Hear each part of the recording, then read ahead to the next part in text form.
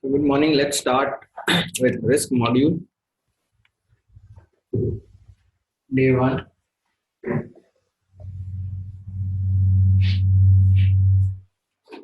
So before we start, let me give you a brief about what we are going to do in this module and why risk module is very important.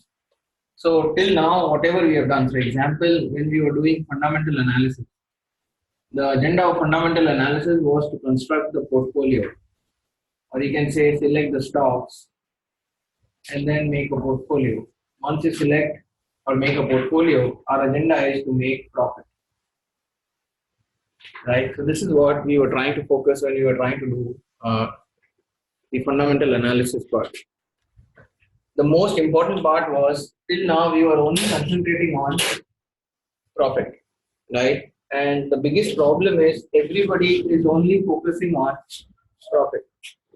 The agenda is in order to get profit, you need to first understand how much risk you are taking. So example, if I want to earn profit of 50% return, obviously you need to assess how much risk you are taking for that 50%.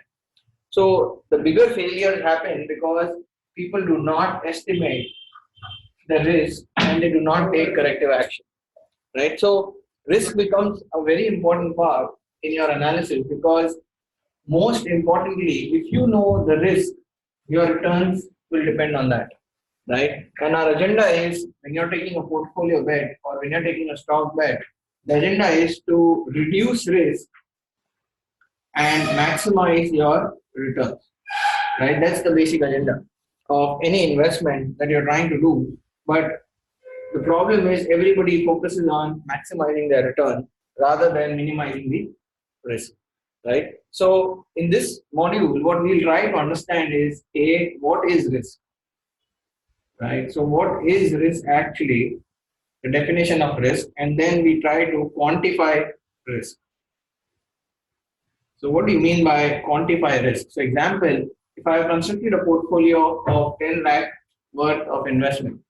Now the question is where I stand today, how much is the risk on that portfolio? That means how much will be the drawdown or downside. So will it be 10%, will it be 20%, will it be 50%?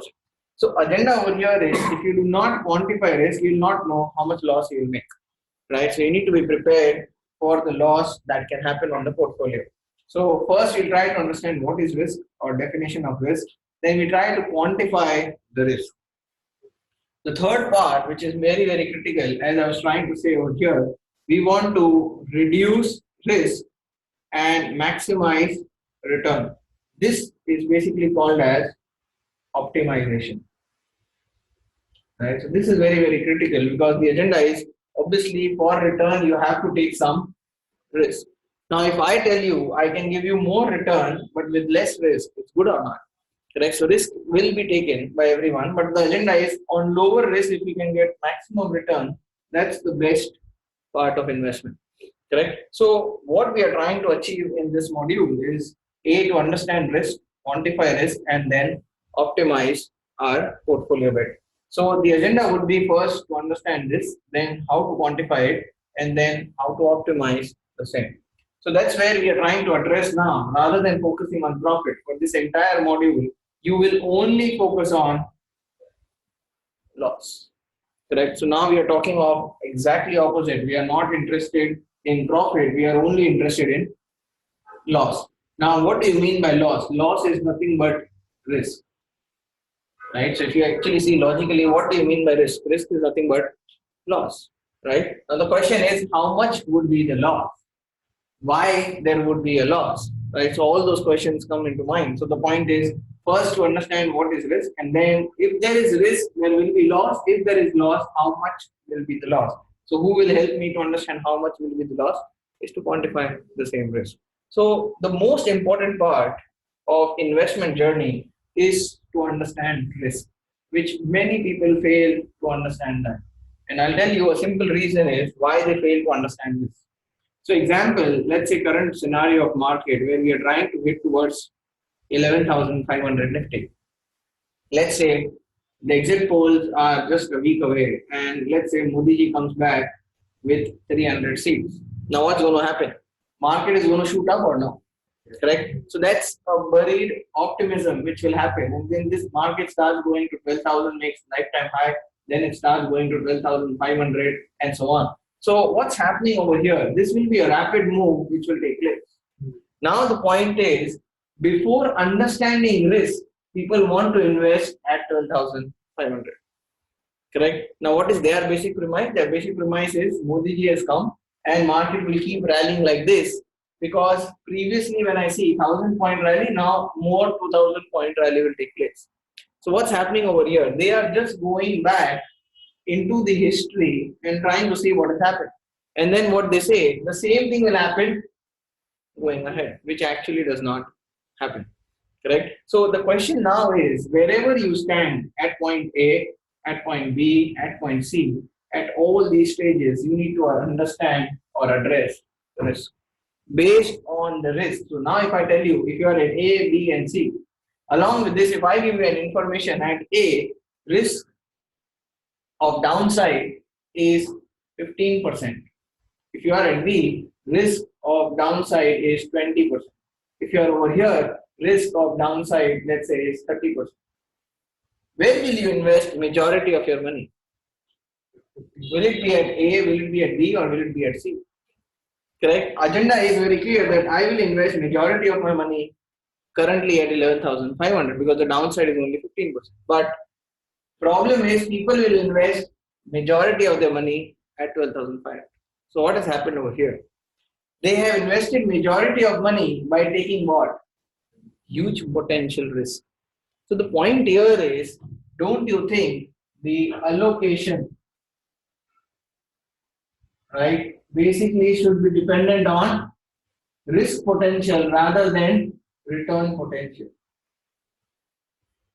Did you understand? Correct. So the major point over here is to understand, first is risk, and then you define how much amount of allocation you want to do. Correct. So the majority of the time, people only try to see the return. They do not try to see the risk. And the other part is, they always follow old returns or new returns. Old returns. Right. So example, if I want to invest in mutual fund, what do? We go back and see which is the best mutual fund which has performed for last 3 years consecutively. And when we invest, then it does not perform.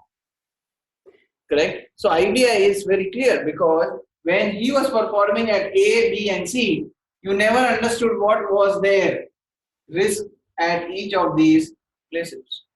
So we failed to understand risk, and then what we did over here, we placed highest allocation. And when you place your highest allocation at the most riskiest point, what happens? The loss potentials are more rather than profit potential. So in this module, what we are trying to address is, given the scenario, we need to understand the risk. We need to quantify the risk. And once you know this, right, game is on your side. Because as you said, if I tell you how much is risk at individual point, don't you think you are taking more educated guess on allocation? Correct? And that's why understanding risk is way more important than only understanding the stocks which we need to pick. So in fundamental, we just understood what? How to pick the best stock, mid cap, market leaders, and all those kind of stuff. But the most important part is, when will you allocate majority of your money? Right? Now, many people say, if you buy the best stock, you don't have to worry. I agree. For example, if you buy a blue chip stock, you don't have to worry where the market is and this and that. Now, let's see a few examples. In the year of 2000, which was the best stock? The IT stocks were at the top, and let's take the blue chip stock. That was what? Infosys. So if you are investing in Infosys at 2000, it took 6 years to come back to the same high of 2000. So now the question is, the stock was best. Okay, you invested at this point, but you never understood what?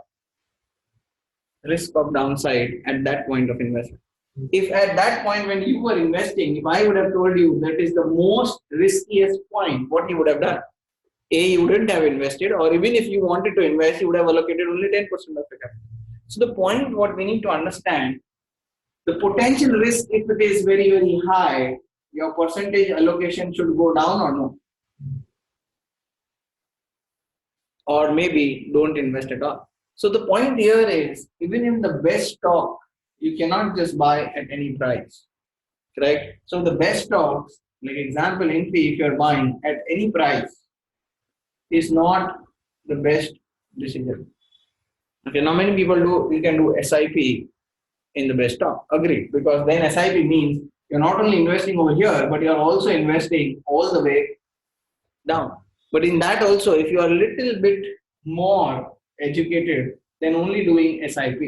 In this SIP, majority of people will do what? Let me put 10% here, 10% here, 10% here, and so on. But if you know that this is the most riskiest point, okay, at A and then B and then C, how much would you allocate? 10%. At B, how much would you allocate? 30%. And at C, what will you allocate? So what have you done? Someone who has invested A, B, and C, his average rate is over here or not? But with your style of investment, your average rate is over here. Please understand. So the moment a kickback comes, what happens? You are straight away in positive. So what is happening over here? Nothing has changed. The stock is yet the same, right? The allocation needs to be done in SIP format or in this format. How are you differentiating SIP format and this format? Is only basis of risk. Correct. So now the most important point. So this was about the stock. Okay. You can do the same analysis on a sector. You can do the same analysis on the index. Sectors are part of index, stock is part of sector. So same, all these people follow the same logic. If I tell you risk at different points, don't you think you can allocate more effectively? Right. So that's the agenda of this entire risk module. So the point is, you can understand the risk of a stock, risk of a sector, and risk of an index. Correct. And the majority of time, that's what I'm trying to say, people underestimate risk. Correct. So that's the most important point why they fail on investments. Right. So that's where we need to understand now how or what is risk and how can we understand when is the risk maximum and when is the risk minimum.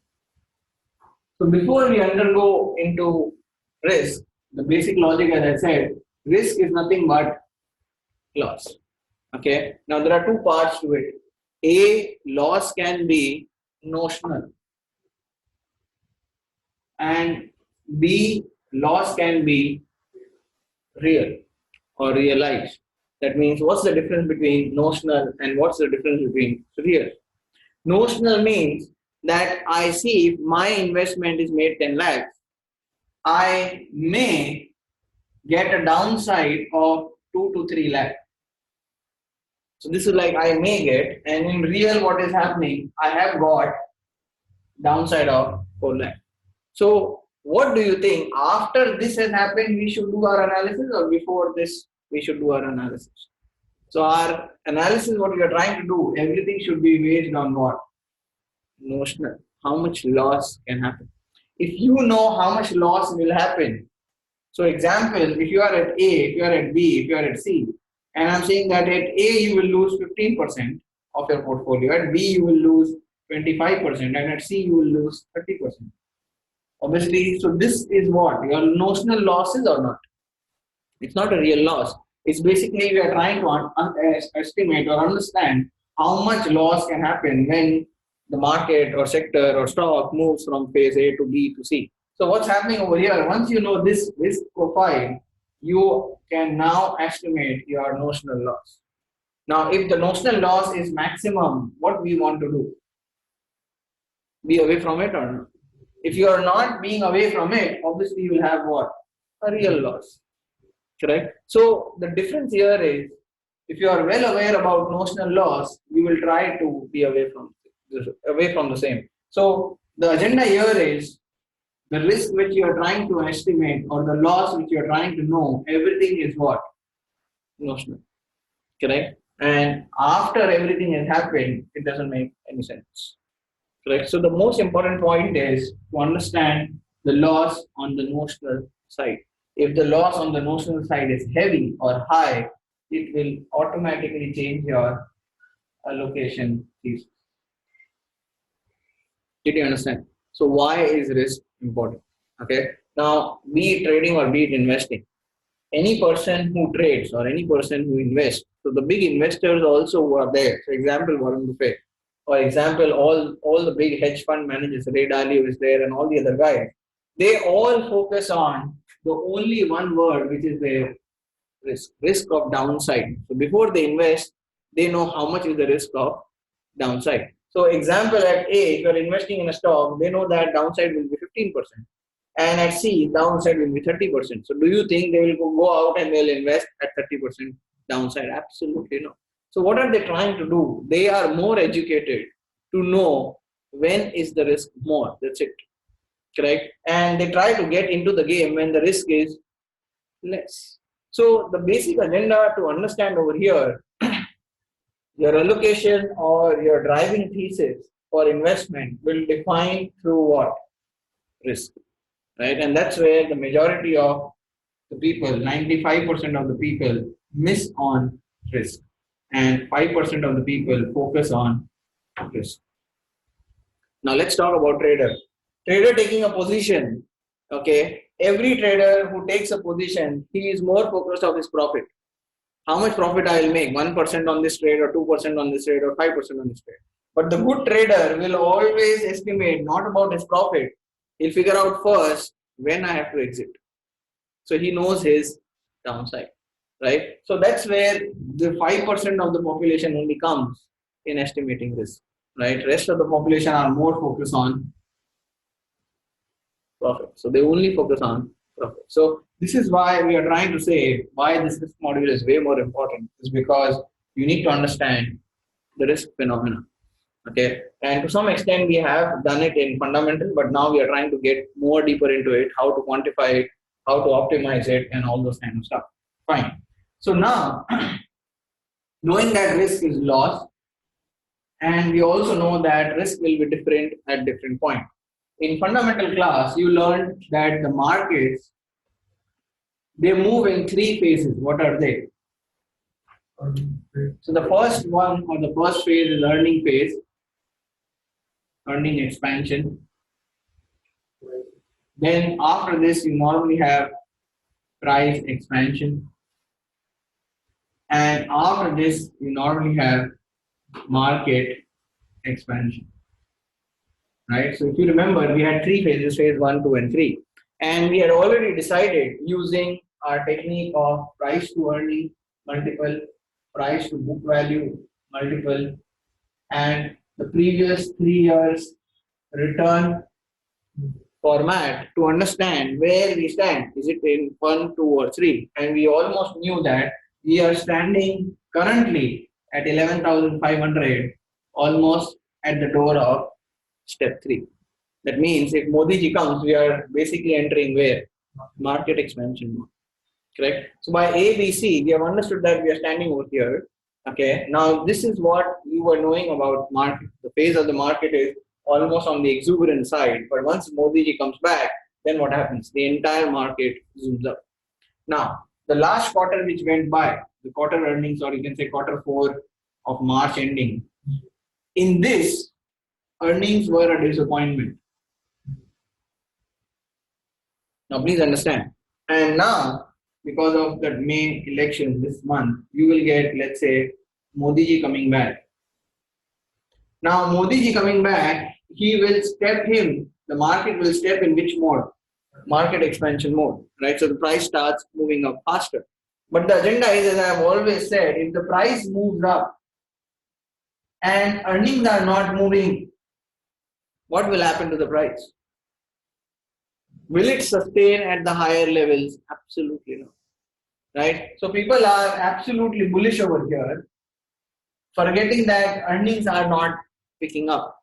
The last earnings which was there, or you can say the entire year earning which was there, has not picked up from the previous 2 years earning. So what's going to happen? If, as I said, earnings are nothing but the fuel to the car. If earnings are not coming, the price cannot stay high. Correct? So in that exuberance, the flow from 11,500 to 12,500 will be very smooth. Because Modi ji has come back, now everything will go in line and everything will happen, and then the zoom happens. And then what happens? Suddenly they realize the market will know that earnings are not kicking in. If earnings are not kicking in, market comes back. Correct? So the point here is to understand that where you are standing, right? And as said by Howard Marks, you do not know what will happen, but at least you know, or you should understand where are you standing. So at present, where am I standing? So that once you enter in this phase, and you already knew in this phase, do you do heavy allocation or lowest allocation? Correct? And here we do heavy allocation. So the point is very clear. I'm not interested in Modi ji coming back, right? I'm more interested in Modi ji coming back and the correction happening. Then I'm interested because it will pick him in phase 2 format. And typically I want where? Towards 1 and 2 at the start. So the point is very clear. Rather than focusing purely at 12,500, Modi ji coming back with majority, everything is in place. But what you need to understand, this is not in place. Right? If earnings were also best, try to understand, and Modi ji also coming in, right? Then market wouldn't have stopped further. It would have gone one more leg up. So the difference, what one has to understand is both are not in phase or in line. Okay, and that's where you already know you're standing at the top of the market, where you will enter in this phase, and then if this does not pick up, it will not sustain. Okay, now this was the fundamental view, or fundamental side, where we are trying to understand or address where the markets are and what's the euphoria phase. Now, in this also, actually, by understanding A, B, and C, what are you trying to do? Is understanding the risk, where risk is lowest and here the risk is highest, and based on that you're doing your allocation. Correct? So that was also kind of estimating the risk. So in this phase or in this format, we are now very clear. Every asset which is there, for example, equity markets, you have other assets also. So let's first note down. What are the investment assets? Any idea where you can invest? A, you can invest in equities. Agreed. Where else you can invest your money? Correct. So you can go in government bonds or debt mutual funds which are there. You cannot invest in currency. Where else we can invest? Yes, so gold is also there and real estate. So now you have 4 different forms of asset. Okay. Now tell me one thing, when we are trying to see equities, is equities towards that third phase or no? Okay. When we are trying to see about the government bonds, okay, so government bonds, are the interest rate lowest or highest? The interest rate, are they 10% or are they 6%? Lowest. Correct. So the point is, interest rate which is also there is also lowest. It's not on the highest. So what will happen from here on? Chances are more for him to reverse on the upside or not. Correct. So this is more on the lower side. That means it is in first phase. What about gold? If equities are on the top, gold will be at the bottom, and when equities go down, gold will go up. So this also I can say is more or less in the second phase. Then you have real estate. So real estate has already had a good boom and then a huge crash in last 3 to 5 years. And now the RERA coming in, GST coming in, and all the demonetization coming in, what has happened to the real estate has brought him back to first phase. And if you remember, some of the sectors which we decided by sector analysis, the real estate sectors have not performed for last 10 years. Correct? So this is in which phase? Phase 1. Now the question is, where will you invest majority of your money? What do you think? So if I tell you you have 10 lakh rupees and you need to invest in these 4 assets, how will you do the allocation? Who will get the maximum allocation? Yes. Correct. So that's very clear. I will put maximum allocation here or here. Where will I go for minimum allocation? Correct. So this I will not be more maximum side, but more on the minimum side. And gold may be neutral kind of it. Net or neutral. So what's happening over here? The allocation that you are trying to do are basis on what? Phase or the cycle. Okay. So now I can say cycle is the most important part of the asset. So now you can be very much prudent in trying to understand which is the asset which is most important to invest in. Okay, so now we know that real estate is almost at the downside and the equity undergoes a correction. The best format is to take exposure in real estate. So simple way to take exposure in real estate, you can take real estate index fund, which is there, means only sector fund on real estate. You can just invest in that mutual fund.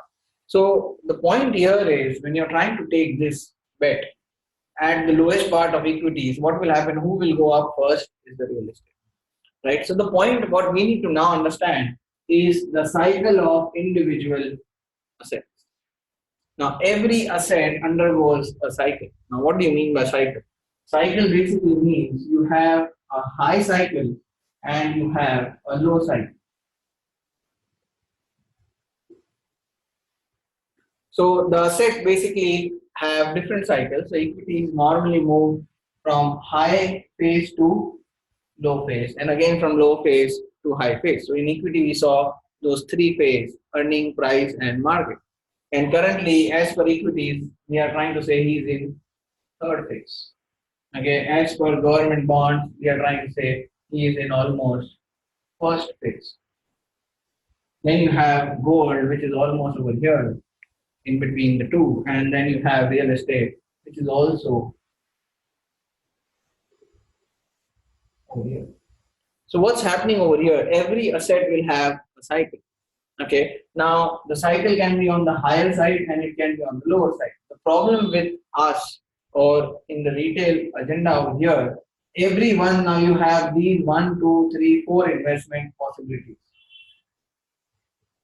Or you can say 4 investment opportunities. Majority of people are interested in which opportunity? One. And that's why they lose money. Correct? So what have they done? They are agreeing that the returns are the best because they are seeing what? The past returns. And they are not interested over here because they are seeing what? The negative returns. Did you understand? So the psychology works the opposite way. So 95% of the people are more interested in investment one. And here are the clever ones interested in investment number 3 or 4. So what's going to happen to these people? And what's going to happen to these people? Now, if everything goes down, who has more potential downside? The first one compared to 3, 4, and 2. Everything is relative over here. If my friend invested in equity and I invested in real estate, and both of them went down, who has more space of going down? Equities, correct? And the real estate doesn't have more space to go down because it's already down or not, correct? So the point here is to understand the cycle of the asset. Once you understand the cycle of the asset, then you need to decide your allocation. Because cycle can help you to decide the risk or the loss. And is this a real loss or a notional loss? When you know the cycle where we stand, high or at low, the risk which is trying to estimate is notional loss or real loss. It's a notional loss, right? It can happen kind of stuff. So once you know your risk or loss that can happen, based on that you do your allocation. So the flow always remains like this. You need to first understand which asset you are interested in, try to see their cycle, try to see the loss, and then define your allocation. Right? So the flow should always be in this format where you are seeing the cycle of the asset, and then you are trying to understand how much is the risk or loss potential on the notional side, and then you define the allocation.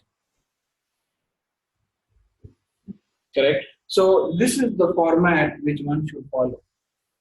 Right? So if you get someone who is more interested in profit rather than telling you the risk, should you listen to them? Absolutely no. Correct? And you'll get very few people who only talks about risk. Okay, and if you remember, which person we are interested to listen to? Whom do we want to listen to? S. Naren. So S. Naren is always interested in what?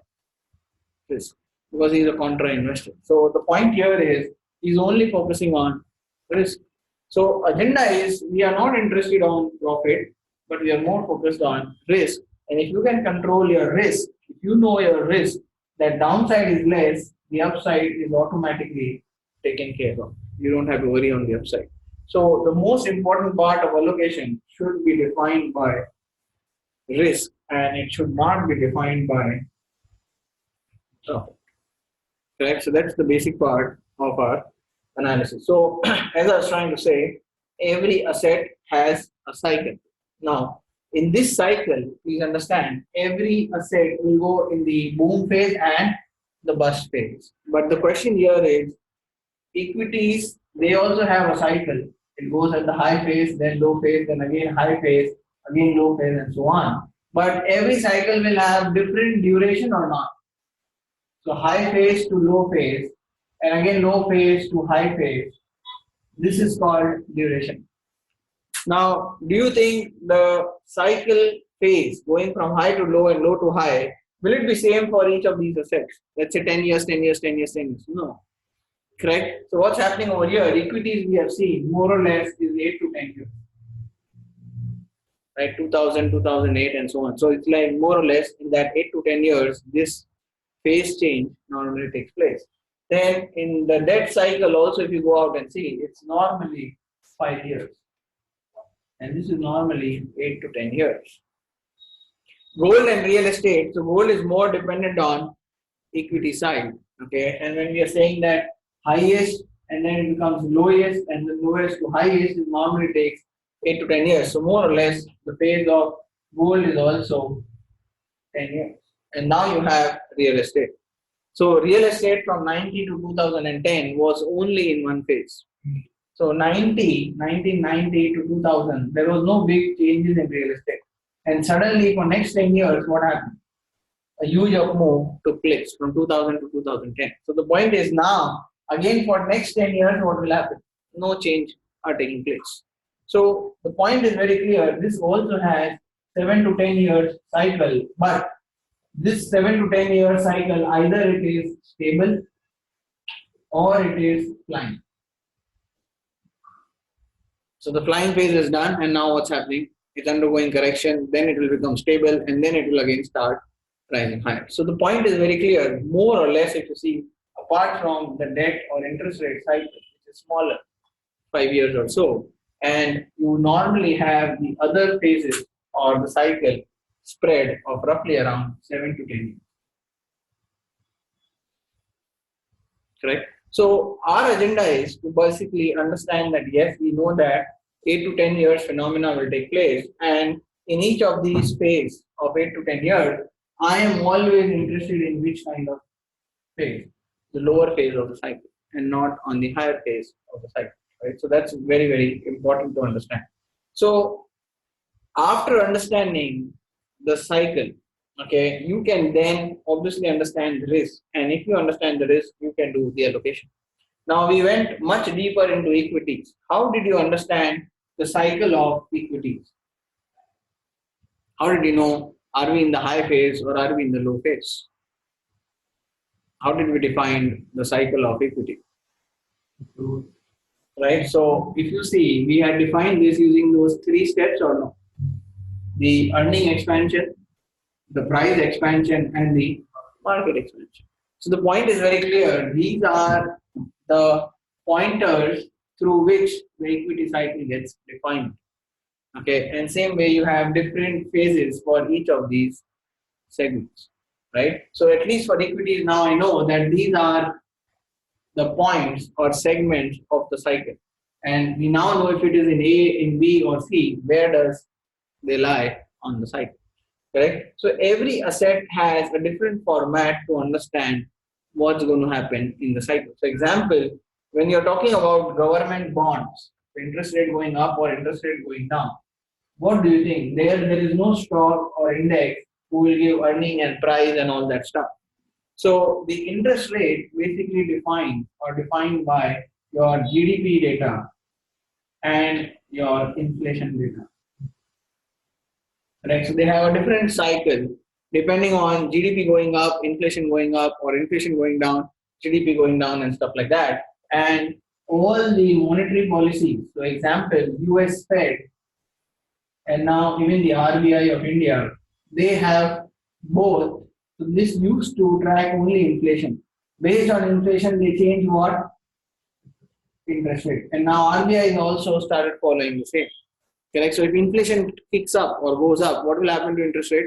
They will also go up. And if inflation dips down, your interest rate goes down. So what I'm trying to say, in government bond or the interest rate cycles, they basically have different factors compared to the factors of equity. So they are not exactly the same, they are exactly different.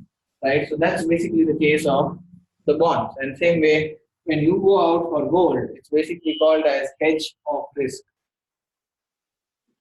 We try to hedge their risk using gold. So example, when you know that markets are in the third phase, they will pull out from equities and they'll buy in gold. Correct? So it's basically risk of trade. When they know that risk is more on one side, they go in the stable side called as gold. Or they can even go in the stable side called as bonds. Now, if I tell you that markets are at high, okay, and gold is at decent, you can invest in gold. And you have government bond, which is just giving you 1%. Right? In US, I'm trying to say. So US market is at the top. I am more, and I do not want to take more risk. I want to exit from market. I will want to divest them either in gold or in bond. Now, if government bonds over there, the yields are very low, where they would want to invest, not in the bond, but they will go for gold. Correct? So that's where they all have an interplay between each of them, all the assets. And that's how things work. And the same way, if you go now to real estate, what do you think real estate cycle will depend on? The real estate price is going up or real estate price is going down? What does it depend on? Money people have to buy. Correct. So the point is, if real estate prices go up, only when more demand or more people want to buy a house. And when would people want to buy a house? When they will have money. Otherwise, how will they buy a house? And I say, this entire thing is also related to what? GDP, interest rates of the bank. Correct. The same phenomena of real estate is also basically focusing on interest rate, GDP, and again on inflation. Correct. So this is the interplay which we need to understand what's happening on GDP, interest rate, inflation. Based on that, real estate prices will go up or down. Correct. So what we are trying to understand over here, let's place a summary pointer. Now we know that each of the assets, do they have a cycle or not? That's the first point, that every asset has a cycle. Right? The first point that we have learned is every asset, they move in cycle. Okay. Now second, the duration of the cycle, will it be same or different? So duration of the cycle will be different. Correct. So the cycle will also be different based on the duration. And third, if the durations are different, I can now say the cycle will be defined by different parameters or not. This means that if the parameter for equity cycle, will it be same for real estate? No. Will it be same for bond? No. So what we're trying to understand now, all the assets, they move in cycle, low cycle to high cycle, and the duration of those cycles are different. More than that, the parameters which define these cycles are also different. Correct? And our focus is more towards equity. So now we know that asset is equity. It moves in cycle. Yes, it has a boom phase and it has a bear phase, so high phase and low phase. And what is the duration of the cycle? More or less 10 years. And what are the parameters that define the cycle, whether it is in the up phase or in the down phase? We basically have the earnings, we have the price, and then we have the market expansion. We have 1, 2, 3 parameters that basically define the movement of cycle. So the point is, these 3 pointers will help you understand your allocation. Right? Parameters help me whether the cycle, which is of 10-year length, it is in high phase or it is in low phase. So if I start from here till here, more or less this is 10 years. Correct. So the length is now known to me, cycle is known to me. Now the question is whether it is high phase or low phase. From this, I can understand, okay, I'm standing over here or I'm standing over here. Once you understand where you stand on the cycle, you can now define what? Allocation, because you have understood what? So risk assessment is done, and now based on that, you can now define your. Is it not the cycle between 20 years, 2008 to 2018 now is the high, it is high after 10 years. So 2008, no, that's what I'm saying. So 2008, the low phase was there, and then till 2018, at least on the low phase, market has gone up. So that's why I'm trying to say this is the low phase. Is it on the high phase or not? Yeah. That's it. So low to high is what we are trying to see. That how much time it takes, and then we are trying to address that again when we come back to the low. So more or less, it's just a range that we are trying to see for 10 years. Things normally move from lower end to higher end, and then again probably back to lower end. So all we are trying to address over here by seeing the cycle is by knowing the parameters, how much is the risk where we are standing. And once you know where we are standing, you should know the risk. And once you know the risk, you can now do the allocation. That's the basic agenda over here. Okay. Now the question is, I know that I'm standing at the top part of the cycle, almost at the last leg of the cycle. Fine. Now I know that there is high chance of risk. That is also known. But now I want to do what? Quantify how much is the risk. Is it 10%, 20%, 30%, 50%? I know that the risk is high. But now I need to quantify how much is the downside potential on my portfolio. Right? So that's very, very important. So what we are trying to address over here is through this cycle routine, we are trying to address risk is high or low. Based on that, we are trying to use the allocation. But more importantly, risk is high or low, we are trying to do what? Quantify the risk. Once you quantify the risk, the amount of downside on your portfolio which is possible is called notional or real. Okay, so it's not real. We are trying to just say, okay, next 3 years, next 2 years, next 1 year, you can lose this much. So it's basically called notional loss, which you are trying to address or quantify. Correct? So that's the basic aim of this entire theory, right? And this is the only way where knowing which asset to switch, when to exit and when to enter. Right? Let's say if you only want to invest in equities, right? And when it is in the high phase, you try to remove 80% of your capital and try to park it, let's say, in gold or let's say in bond. And again, at the lowest phase, what do you try to do?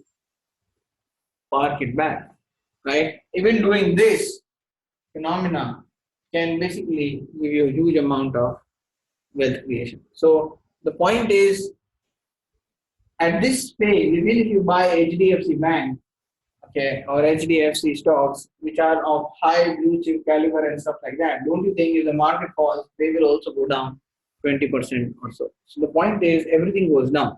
Agreed that if your horizon is for 30 years, it will again go up. Correct? But if someone's horizon is only for 10 years, it will take 6 years or 10 years to come back to the same price. That can also happen. So that's what one has to understand, that understanding risk, quantifying risk, and doing your allocation is the best here. Right? So this is how we need to merge our entire allocation theory which we learned in fundamental, but now we'll try to know the risk. So we have understood somewhat what is risk, and now we'll try to quantify the risk. And the third step will be to do the allocation. Once you know risk, how much is the downside, you quantify it. How much will you allocate? You will give it to an optimizer. And optimizer will tell you how much you want to allocate. Correct? So that is the last step which we try to focus on. And knowing risk, quantifying risk. So we are now moving towards knowing risk. We are going towards quantifying risk. And the third step will be allocation through optimizing. So let's now get into risk. The definition, we know that it is a loss. Every asset has a risk and a move in cycle. So some asset will have high risk, some asset will have low risk, and it will keep varying or it will be constant. It will keep varying. Okay. So cycle and risk assessment, and then based on that you do your allocation. And for allocation, you will basically need to know something called as optimal. How much to allocate, right? So this guy will only tell you how much to allocate. Okay. So now let's get into risk. Risk we already know is nothing but loss, and the loss is nothing but notional loss. Okay. Now always there are two kind of people. People who are talking about positive returns are called as fund managers. And people who talk about negative returns are called as risk managers. Okay, so the positive return category people are fund manager, and the negative return category people are risk manager. Okay, can you tell me on TV who comes, fund manager or risk manager? No, it's only fund manager. So they only come and they always talk about positive theories. Correct? And if you bring the risk manager online, what he will do? He will only talk about worst stories to happen or downside to the market. And that's why in any bigger institution, the fund manager and risk manager do not sit on the same floor. Correct? Because they do not talk to each other. Because if they talk to him, he will always say market will go down. Okay, and he will always say, no, India is growing, GDP will grow, this will happen, that will happen. So the point here is they will never talk to each other. Okay, now the best part over here is this guy never loses job. Why? Because if downside has happened, a huge crash happens in the market, example, whom will you go to? Risk manager. Correct? And that time he will lose the job, but he will not. And when the good time of the market comes, he's still having the job, he's also having the job. So the point is, risk managers are normally or seldomly never fired. Second point, the risk manager will only be called or spoken to once out of 10 years. Why? Because in 1 out of 10 years, a big crash will come. And that time you will remember whom? Risk manager. Correct? So the point is, risk managers, they always talk about negative returns, and these people only talk about positive return. Now, fundamental class, we were focusing on the right side. Correct? How much return our portfolio will generate. And in risk management, in here, we are focusing now on the left side. So we are only focusing on loss. Correct? So this is what we need to now understand when you're trying to focus on the risk management, where risk management means you're only focusing on loss. Correct? So markets basically move in cycle that we know, and each cycle will have some loss potential. You cannot say at this point market can never go down. Correct? So even if market has gone down 40%, it has more space to go down 10%. Correct? So loss potential is always there, but yes, the loss variation will be different. Sometimes 10%, sometimes 50%, sometimes 30%. But sometimes you will have 10% loss, sometimes 20% loss, sometimes 50%. Correct? So time will say 10% is more, 20 is more, chance of 50 is more. Correct? Based on the cycle where you stand. So here, please understand, we are trying to look on the left hand side and not on the right hand side, right? So we only now will be talking about loss. So if I've written 10%, please do not understand it is positive 10%. 10% means we are only talking about loss of 10%, correct? So no need to write negative sign because we are only focusing on negative. Okay. So now we know that risk is a notional loss, and now I want to quantify this loss number, okay, which you are trying to say. Will it be 10% loss, 20% loss, or 50% loss? What do you think in equity market is normal loss and what is worst loss? If I'm giving you 1, 10, 1, 2, and 3 option, which one is normal loss and which is worst loss? Correct. So we can say that this is more or less normal loss and this is worst loss.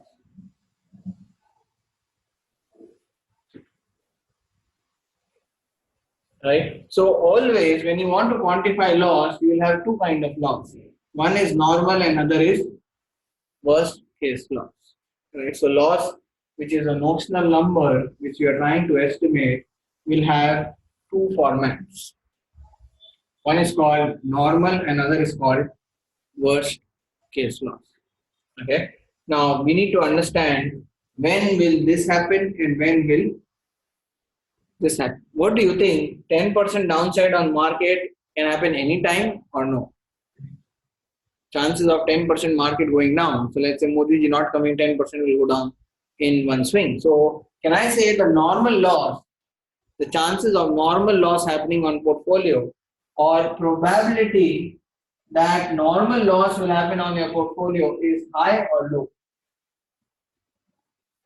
Correct. Same way, the probability the worst loss will happen is what? Right? Do you think the worst loss keeps happening every year? 50% down market, 50% down? No. It happens 1 out of 10 years. So what's happening over here? The probability of 50% down for a market is 1 out of 10 years. So probability is very, very low. But for normal losses, probability is very, very high. So now we have understood that if you want to quantify loss, it has to be of two types, which are the normal and worst case. But along with this, you need to also say what? Probability. Probability of this happening and probability of worst case loss happening. Now you tell me, if you are in phase 3, which loss can happen? Correct. The chances of worst case are more than the normal loss. Normal is very much high any which way, but the worst chances of this worst probability of worst loss happening is way more higher. If I now tell you you are standing in phase 1, then what will you say? The probability of worst case is very, very low, but probability of normal is still possible. But in normal also it is very, very low or no? Because a worst case downside has happened. So this is what you need to now understand. The notional loss number that you are trying to find or quantify, don't you think will depend on cycle? Correct? So as we said, the cycle which is there, whether it is high phase or whether it is low phase, if you are on the high phase, you need to know the risk. So that means you are trying to quantify. And when you are trying to quantify, knowing that risk is very high, if you want to quantify, there are two kinds of loss, normal loss and worst case loss. And with this normal or worst case, you need to also assign what? Probability. That basically completes quantification of risk. So what do you mean by quantifying risk? Quantifying risk means you need to give two numbers, the normal loss number and the worst loss number. And the normal loss number or the worst loss number, you need to assign what to them? Probability. Right? And we have now also understood that if risk is high, if it is in phase 3 or something, if risk is high, chances are more for W loss to happen. If risk is low on the cycle, that means chances are more for N loss, correct? And this is the most critical point which people fail to understand, right? And even I'll tell you, majority of financial advisors do not know this, right? So example, tell me if you are standing over here at point A, okay, and you go to a financial advisor and tell him, I want to invest 1 lakh rupees. He says, okay, fine, you can invest in A, B, C, D stocks. He constructs a portfolio, you invest your money. Now you ask him, please, can you tell me how much is the notional loss possible on my portfolio? Right? So what will he say? Will he say 10% or will he say 50%? He'll say 5%. Correct? Because even this guy is more optimistic. So please understand, if you invest at the highest cycle or third phase where the risk is so high, the best advisor will tell you what? Loss is 30 to 50%. So he's trying to educate prior itself. Don't worry about the profit, it can come, but if the downside happens, you should have a downside of 30 to 50%. Now suddenly why is he saying 30 to 50% is because you're standing over here. The same guy now you go back again and you say, I want to invest 1 lakh rupees. Very good. But now you're standing over here. The same guy you're going back to with same amount, but the face has changed. And you ask him, I want to invest 1 lakh, he takes stocks, he invests 1 lakh rupees. Now you ask him, how much is my worst loss? What will he tell you? 10%. Here you are saying worst loss was 30 to 50%, and here you are saying your worst loss is 10%. So what has changed? The same guy, same investment, all the things that have changed is the phase of the market. Correct? So can I now say, if you go to advisor of you or you are your own advisor, don't you think this is more legitimate, right? More rational how to take decisions, correct? Where the downside has already happened, or you can say the worst has happened, now only normal can apply. And here, no normal will apply, worst will apply. So what you're trying to see at different phase of the cycle, the probabilities of things happening are different or same. They are different. At this point, the probability of worst loss to happen is very, very high. And the same point, the worst loss to happen is very, very low.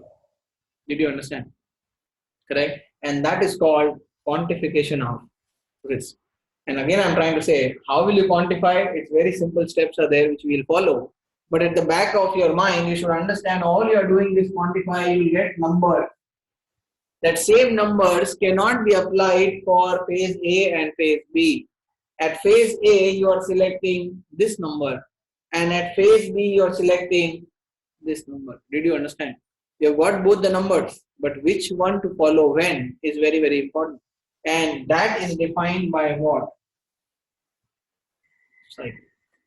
Correct? And this is how things work. So people know that normal loss on every equity portfolio will be 10%. And the worst loss will be 30 to 50%. But when the chances are more, that people don't know. So that means when the probability is more or less, that will be defined by what? Cycle. Correct? So quantification is very easy because it's a model. Give the numbers, he will give you the output. Then understanding this number, which has more weightage and when, is more important. Correct? So quantification is easy, but you need to, again, I'm trying to say, you need to be very, very clear what is to be applied. So over here, you will apply W, and over here, you will apply N. Right? That's the idea over here. So now let's quantify this. Let's take a simple case of Nifty, and let's see how we can quantify this. Now, before we go to quantify risk, I'll just give you a template as to what we are going to do. So we will take Nifty data let's say for 7 to 8 years of data. And on this data, we'll try to find what is my normal loss and what is my worst loss. But along with normal loss or worst loss, you need to also assign what? Probability. Correct? So this is the first step which we'll try to do. Now, there are two methods to find normal and worst loss. One method is through histogram, and the second method is through VAR model. Okay, so you have one method which is histogram and the second method which is VAR model. Now, histogram is little tedious to do, but then we'll substitute this histogram method by the VAR model. So let's first understand how this works, and then it becomes very easy how the VAR will work. But in actual real-time cases, we always apply VAR. Okay, and we'll come to that. VAR is basically called as value at risk. How much value you would lose, or basically called as notional loss.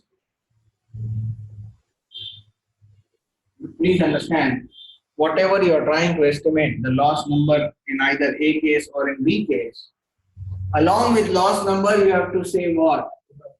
Probability. This is important. Finding this number is not important. More important is what? Probability, along with the loss number, right? So first we'll start off with using histogram, and then we'll go out with doing it on the VAR method. Let's take the data and let's apply the method. So these templates are already there in your login. You can also use them.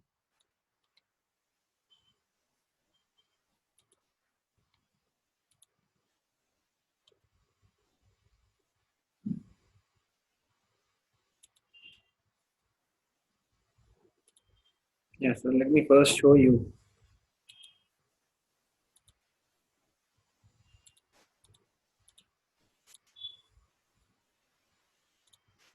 Here.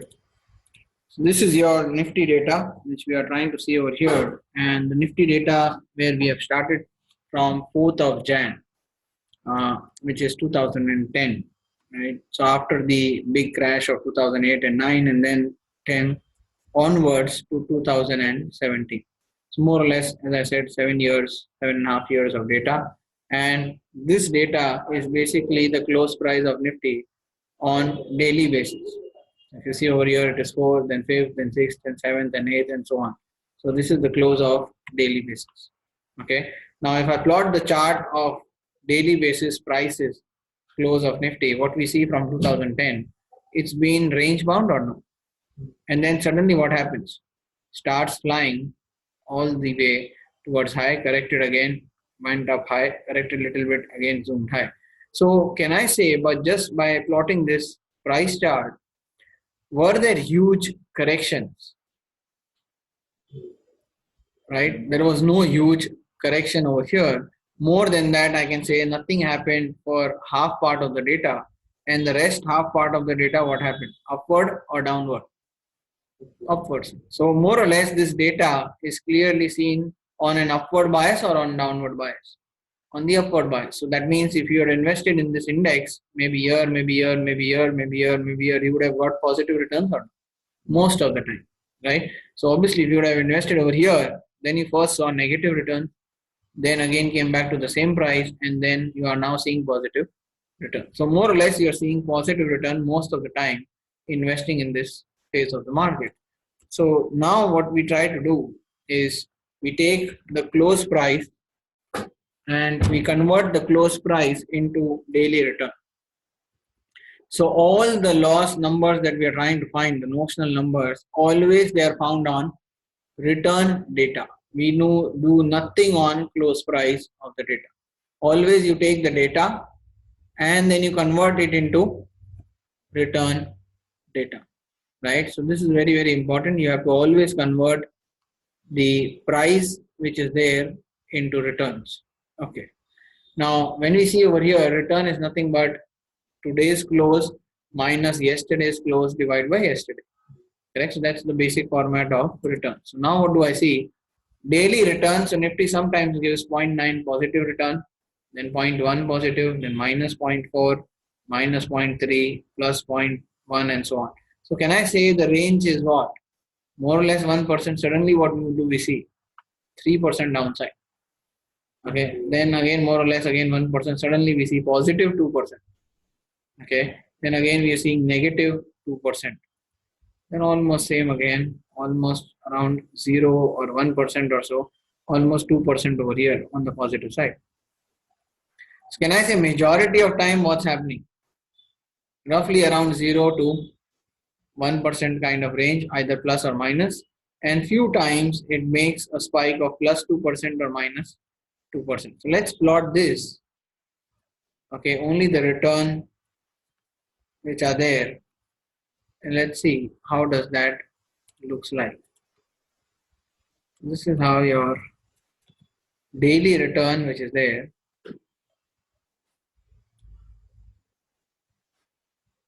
looks like. So let's see every day what is the return. Now if you see minus 2%, many times he has hit minus 2 or not.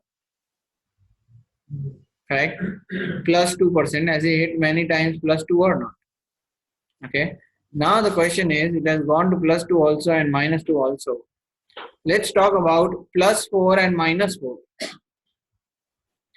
How many times he has gone and crossed plus 4%? Never. Correct? I can say yes, it was almost around this area 3.5%, almost reaching here 3.5%, almost reaching here 3.6%. Here also you are trying to see 3.8%, but never reached 4%. Same way if we see negative 4%, did he reach? Yes. 1 time, 2 time, 3 time, 4 time, 5 times. So many times he has reached on the negative side. Now this chart we were trying to focus, the prior one which was there, was positive bias or negative bias? Correct. So this was the positive bias chart which we were seeing.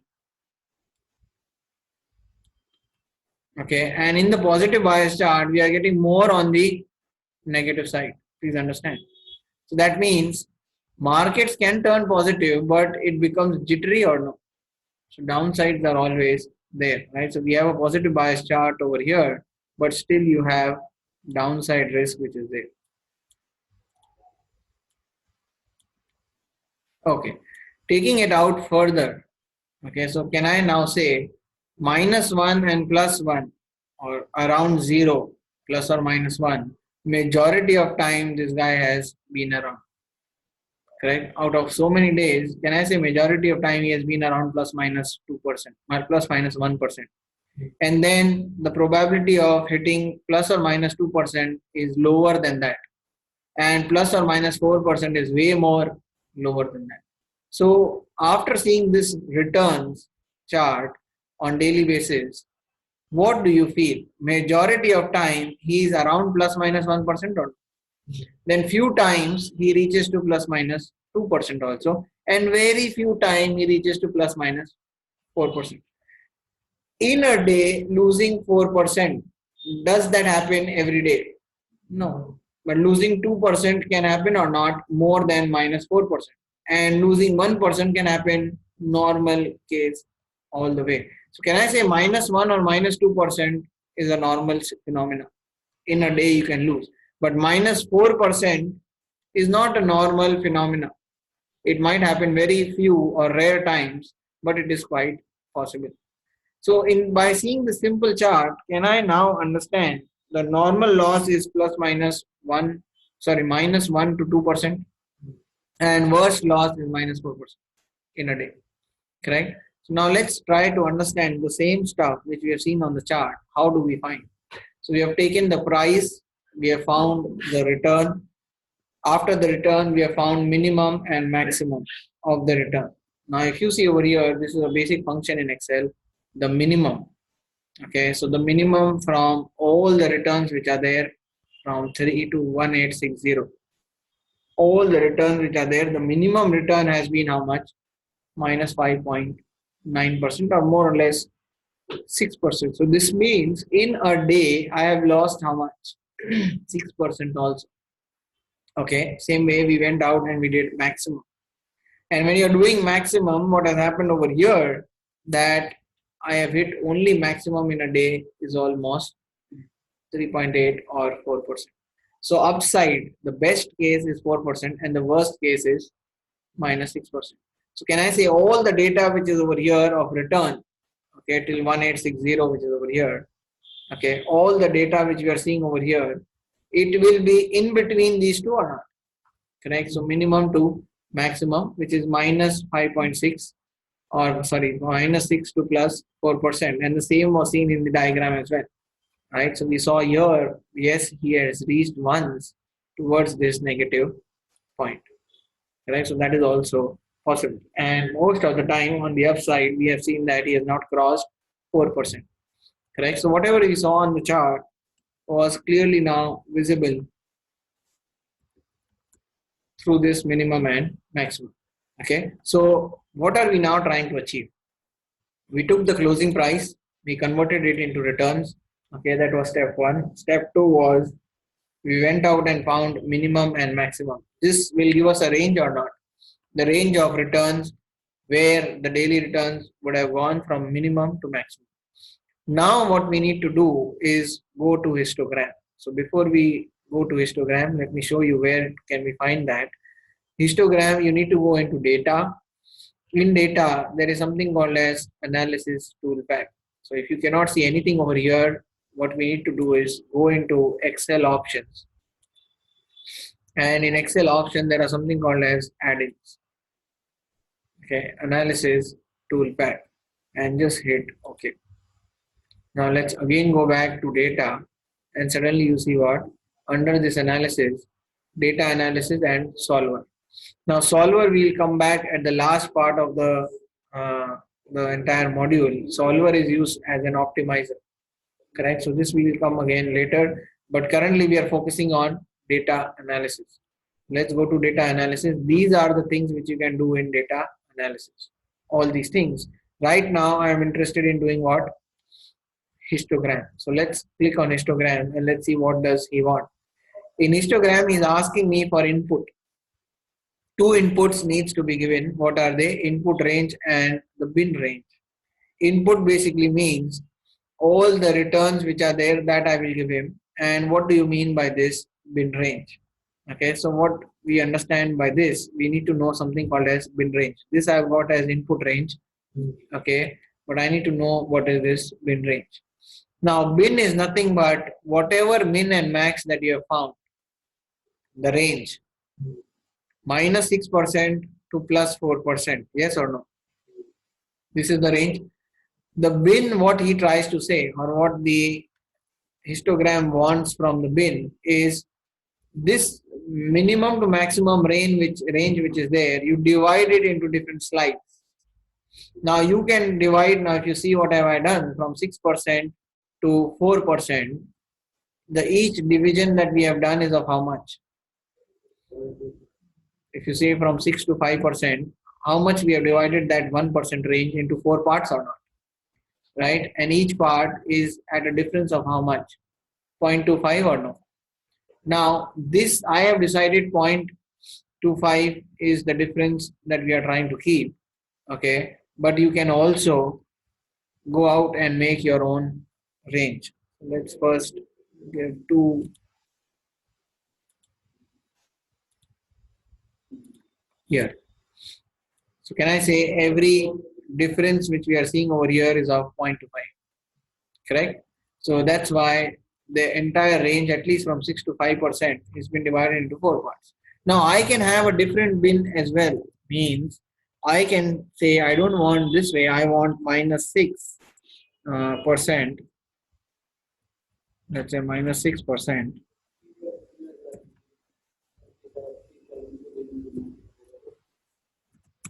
Now I want minus 5%. That means I'm keeping a gap of how much? 1% rather than 0.25%. And let's go down to 4. Why am I going to plus 4 only?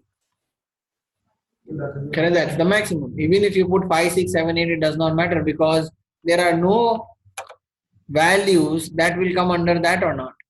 Correct. So what have I done over here? You can now define your own bin as per your agenda, but you need to know the range, and based on that range, you have now defined the bins. Now, what will this histogram do? Let's say 0.9%. Let's say if we are now defining this bin, we are using this bin, we'll take the first data point, 0.9%, more or less 1% or no. Where will this 1% go? Over here. So these are like buckets, and he's taking a ticket called as 0.9%, and he will say this ticket belongs over here. So he will put a counter called as 1. Then he will take 0.1%, that means belongs to 0. He'll put counter number 1. Then minus 0.4%, more or less, is again towards 0. He'll put counter number 2. That means 2 points have come out of these 3 where, so out of these 3, 2 points are around this 0% and 1 is around this 1%. Same way if I go over here, again minus 0.3, this has become 3. 0.1, this has become 4. Then minus 0.7, that means it has become 1. So now if I see, and this is 0.5, more or less over here. So till here, if I have done the segregation, we have seen so much of data points, total is 7. And if you add these numbers, how much are they? 7. So what have I done? I have taken each of these data points from the top till the end, and I have to decide where will they go. That's it. In which bin they will go. And I will keep counting how many tickets have gone under each of the bins. Before we do that, so this entire process is done by histogram. Now I cannot keep sitting over here and keep counting these numbers. This number is counted by histogram. Now tell me, before we go and find the answers, correct these numbers for all these range that we have found. If you see all the returns which are 1858. So 1858 will be the total number or not? Over here, when we try to find the answer, it will be 1858 or no? Correct? Because the total has to be same as how many points that you have taken over here. My question is, what do you think, okay, will have maximum number and which one will have minimum number? Can I say around -2, -1, 0, +1 and +2, these will have more numbers. But this 6, 5, 4, 3 will have lowest numbers. And then this 3 and 4 will again have lowest count. Correct? And it's very, very clear. Now let's go and do the same process through this histogram. So we go to data analysis under data and we use this histogram. Is asking for 2 input range and the bin range. So we now go out and put the input range, which is your daily return. Okay, and then you need a bin range.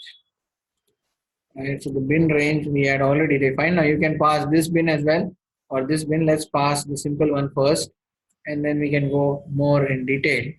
So this is your bin range from -6 to +4 is what has been passed. Now you can get output in a new sheet or in the same sheet, but new sheet is preferable.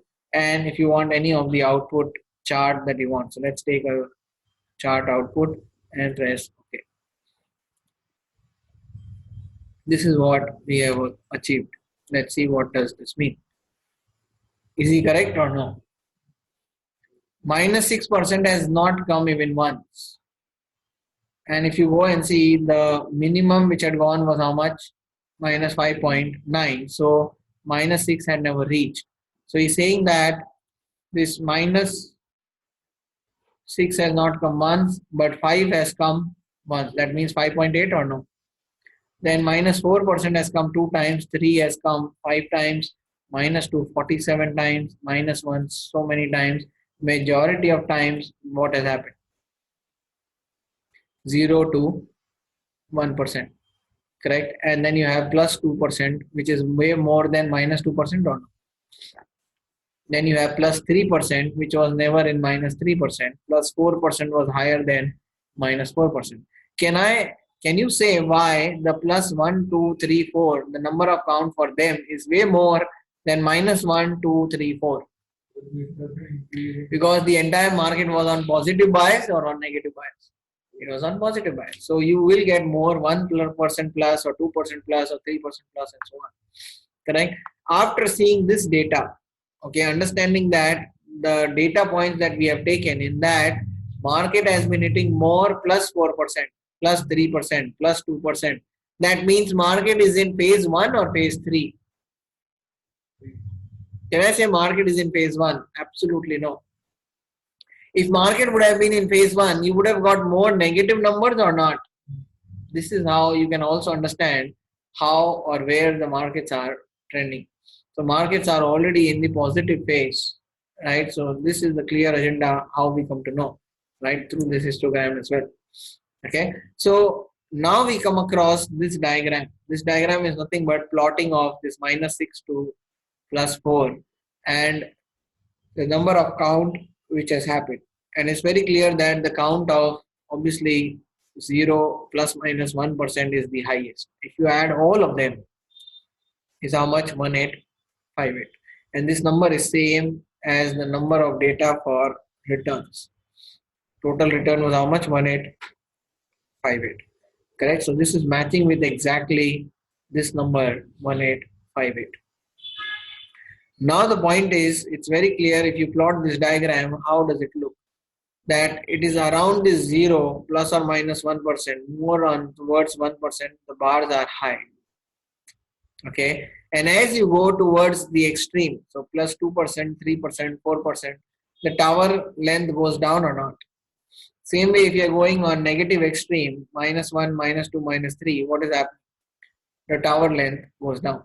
So can I say at the center around 0, the length is high? And when you are going either to positive or to negative extreme, the length of these towers will go down. Am I correct or not? Correct. So now we can say that at the extreme ends, the number of count will be less, and at the middle, the number of count will be more. Now, same way, what we did over here was for basically smaller bin. From minus 6 to 4, let's now extend the bin. Now why we are trying to extend the bin? Because over here from minus 6 to 4, you got just a basic view. Basic view in the sense, you do not know when you're saying minus 5, was it minus 5.5, minus 5.8 or what? That detail is not known.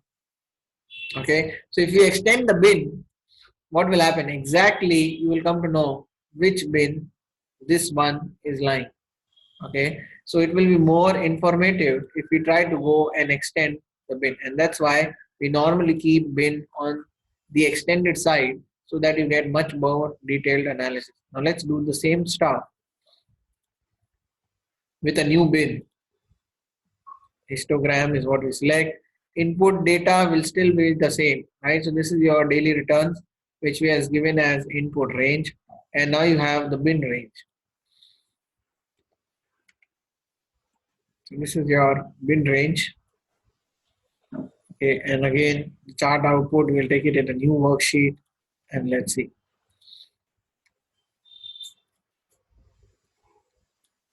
Let's see whether this is much more informative or not. Correct? What we see now is exactly that one which was there is around that minus 5.75%. So it is more granular or no? The information is much more granular, and it's very clear that so many times nothing has happened. There has been never a single instance where it has gone to minus 4.25 or minus 5.5. Right? So extending the bin, the only difference is now you will have much more detailed analysis, right? But end of the result is still the same. What is the result? Let's see. Around 0%, can I say the bars are high? If you go to positive extreme, it goes down. If you go to negative extreme, it goes down. So it's again very clear, when you're going to extremes, the length of the tower goes down, and when either on positive or on negative, and when you are at the center, the length of the tower is very, very high, right? So this is what we have learned or understood, that this is called histogram, which gives you bin and frequency. Now, what do you mean by frequency? Frequency is nothing but how many times he has occurred in this bin. One time.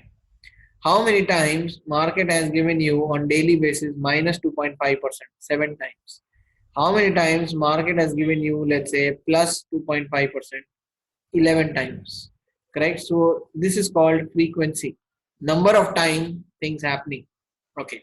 After this bin and frequency, we will now find something called as probability. So how to find probability? Let's see. If you add all of these numbers which were there, so let's add all of them.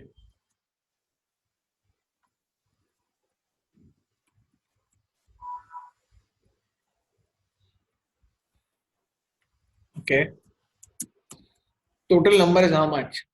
1858. So these many data points of daily return you have taken.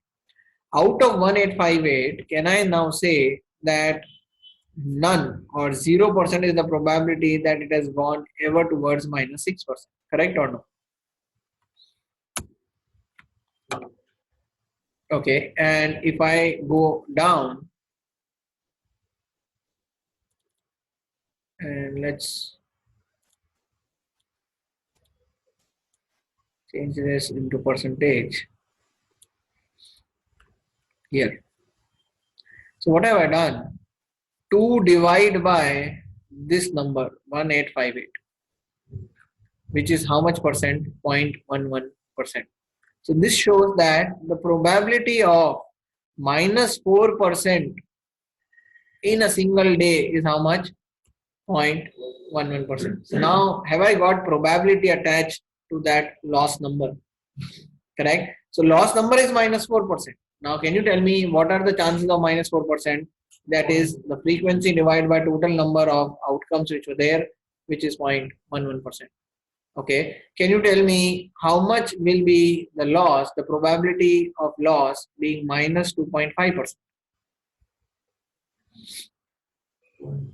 I'm saying that in a single day you will lose 2.5%. But the probability of that happening is how much? 0.38. Clear or no? Same way I can say that, you know what, loss on your portfolio on a single day can also be minus 1%. What is the probability of that happening? That is 3.66%. Clear or no?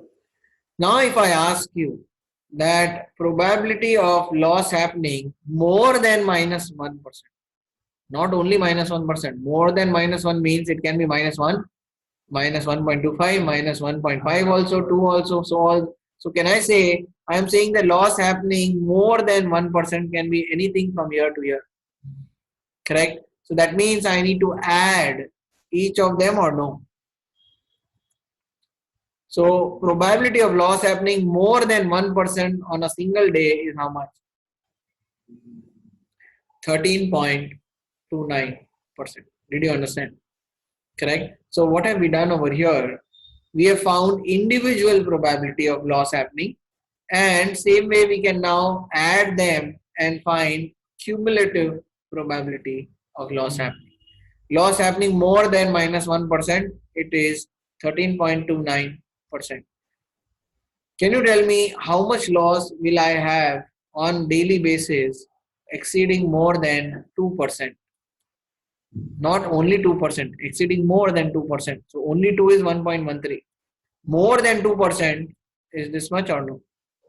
2.96. This way, what we are trying to calculate is basically called as cumulative probability.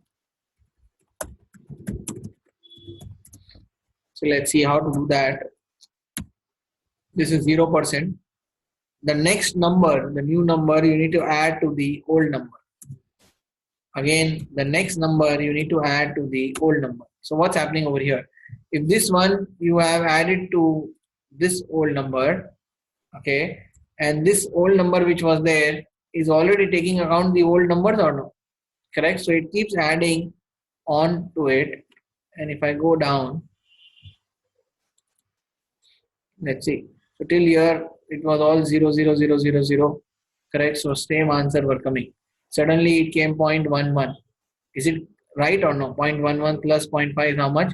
0.16. Then happened 0.05, 0.22. Correct. If you add these two, then again if you add these two, same number will come. Again add this and this, 32 is coming. This and this, 43 is coming. This and this, 65 is coming. Now again going back to the same point, if my loss is more than 1%, we used to do the like this and add and see, it was 13.29. Is the answer same or not? So now I don't need to go back and keep adding them. Just seeing the cumulative probability, I can tell you the answer. If I now ask you, can you tell me what is the probability on daily basis I can have a loss of more than 3%? I'm asking more than 3%. You would say the probability is 0.43. If I ask you what is the probability that loss can happen more than minus 2%, you'll say 2.96%. What is the probability that you will make profit of plus 2%?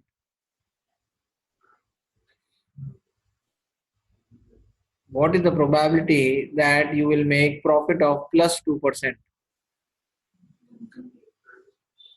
So 97% is the probability that you will make plus 2% or more.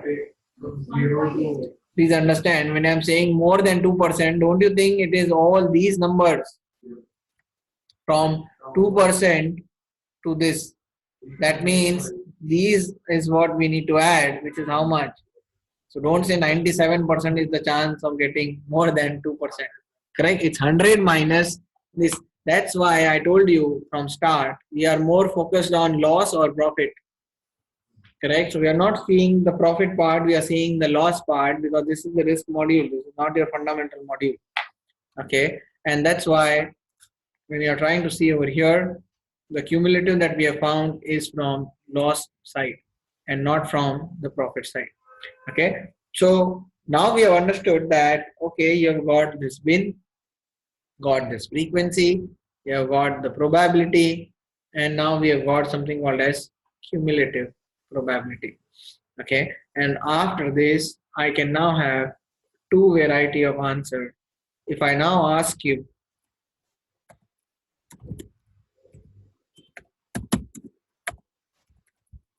what is my normal loss and what is my worst loss? So after seeing this, I can say that yes, my normal loss is like minus 1%, can happen anytime. Worst loss, which is there, can basically go down to minus 4% also. So if I give you these two numbers, okay, of minus 1% and minus 4%, now that is worst case, that is the maximum worst case.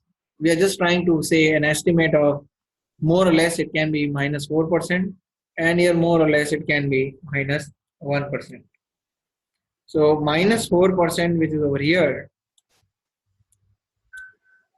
okay, let's pull this out, and minus 1%, which is over here. Tell me, apart from the loss number, these are the notional loss that can happen on daily basis, how much is the probability? So for minus 1%, what should I write the probability? Can I write 13.29%? And of minus 4%, I'll write 0.16%. Now please tell me, when I'm saying that worst case loss is minus 4%, means if someone will come and invest 1 lakh rupees, I will tell him on daily basis you can lose minus 4%. That's the worst downside that can happen. And if I tell him minus 4% and next day market goes down 6%, correct? So he'll come back and he'll say, you told me worst case was how much? Minus 4% and I lost 6%.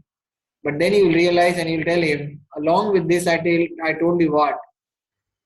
That your loss will happen minus 4% or more. And the probability is how much? 0.16. So always by saying this probability, you are safe. This guy will come back and he'll say, you know what, I told you loss, but I also told you the chance of me going wrong. I told you worst case loss was 4%. That does not mean it cannot go below 4%. It can go below 4%. What is the probability? 0.16%. So can it go below 4% or no? And what is the probability? 0.16%. So risk managers, they not only put notional numbers, they also give what? Probability. And probability, the one which we are seeing over here, is basically called as error.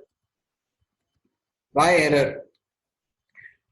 If I say your normal loss, you invest 1 lakh rupees, in one day you will lose, you cannot lose more than 1%. And sometimes it goes to 2%, 3%, 4, 5, 6 also or not.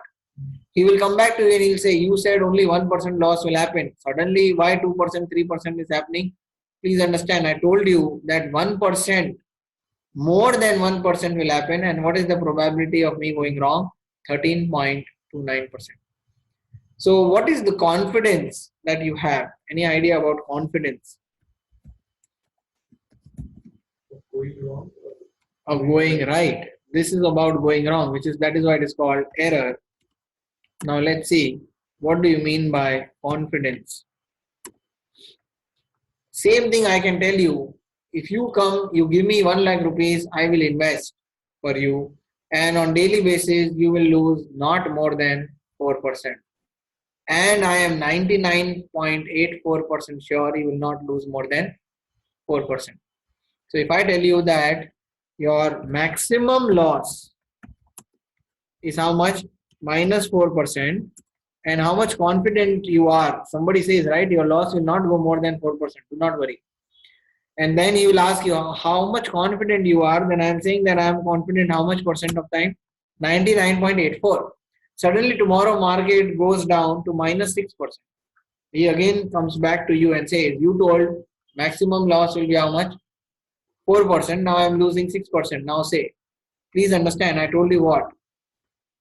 99.84%. I am confident it will never breach 4%. But there is a chance or an error that it can breach, which is how much? 0.16%.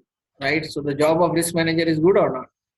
He gives you an answer, but along with the answer, he always gives what? Error of him going wrong. Please understand. So he cannot be 100% sure anytime. Right? So he'll always say you will lose 4% or more. So chances of going below 4% is how much? 0.16. But rest of the time, 99.84% of the time, your loss will never exceed 4%. And I'm confident on that. Correct? So confident and 1 minus confident is called as error. Error basically means you can go wrong.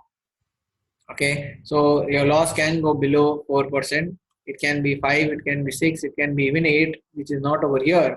It can even go anywhere, but the chances are there, right? And the chances of you going wrong is called as error probability.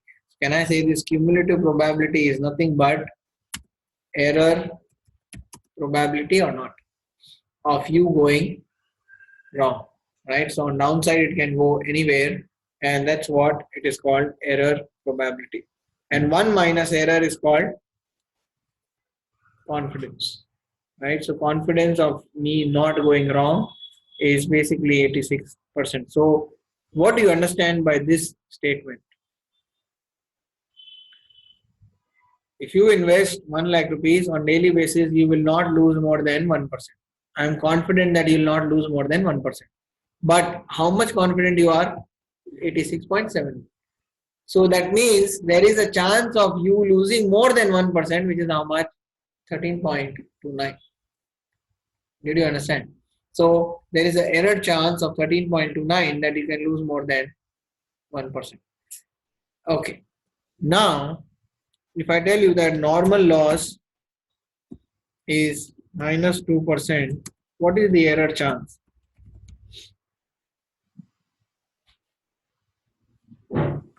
I'm saying normal loss is minus 2%. What is the error chance?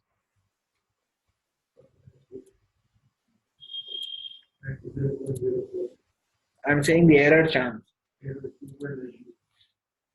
So I will lose no more than 2% is possible or no? And how much is the error in that? That means I'm saying that you will not lose more than 2% ever. At any given time, your loss will not go more than 2%. How much confident you are? Correct or no? 97% I'm confident you will never breach 2%. But there is a chance of 3% that you can breach 2%. Yes or no? Okay. I agree that what you are saying, that you are confident 97%, that's very good. But you are saying that there is an error chance of 3% going wrong. That means it can exceed 2%. Now, being conservative, I want to know, when you are saying that there 3% chances are there it can exceed more than 2%, where can it go? It can be 3%, 5%, 8%, 10% or no? So can you tell me, I'm not interested in normal loss. Now I am interested in worst loss. And why am I interested in worst loss? When you go wrong, when you say that only 3% chance are there that you can exceed 2%, and it can now go to where? Worst case loss. And worst case loss, I am saying that it is minus 4%.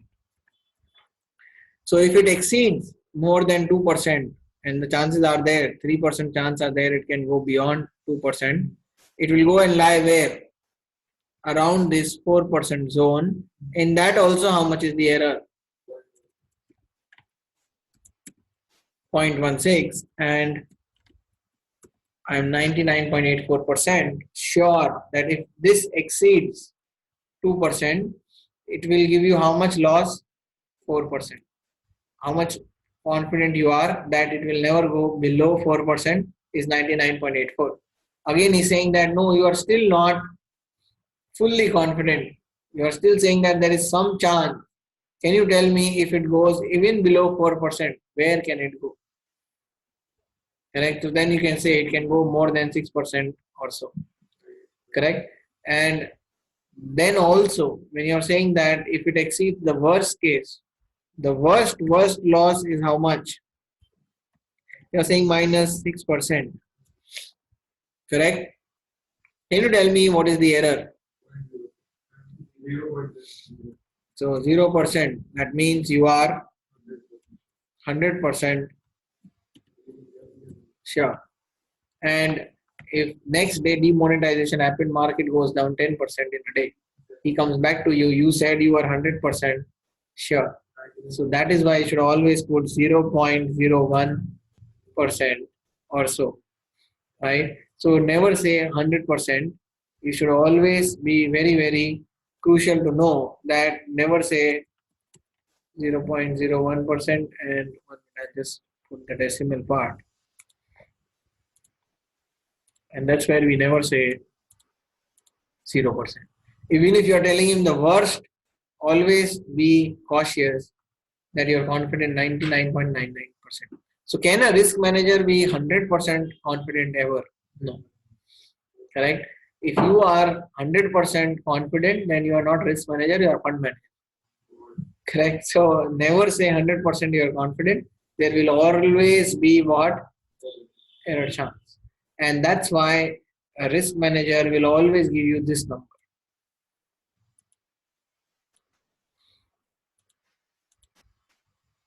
He'll give you normal loss and worst loss. Two things he will always give you, both the things. And with both the things, he has to also assign what? The error probability. And the error probability is nothing but cumulative error probability. Is it clear or not? Right? So it's very simple, but there are steps to find this. So let's first rewind. What steps did we do? Okay. So let's say I've basically noted down somewhere. If I can get that sheet. Or we can note down on our own. So let's note down on our own.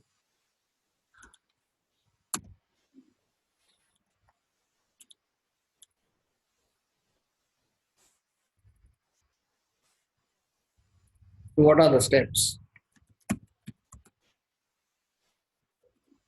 steps for N and W loss. We do the same thing with individual stock as well. Yeah, so we are coming to that. This we have done on Nifty. You can do it on sector data. You can do it on stock data and stuff like that. So first step, what we did was we took daily closing price, correct? We took daily close price. Second step, what we did to this daily close price, we found daily returns, correct?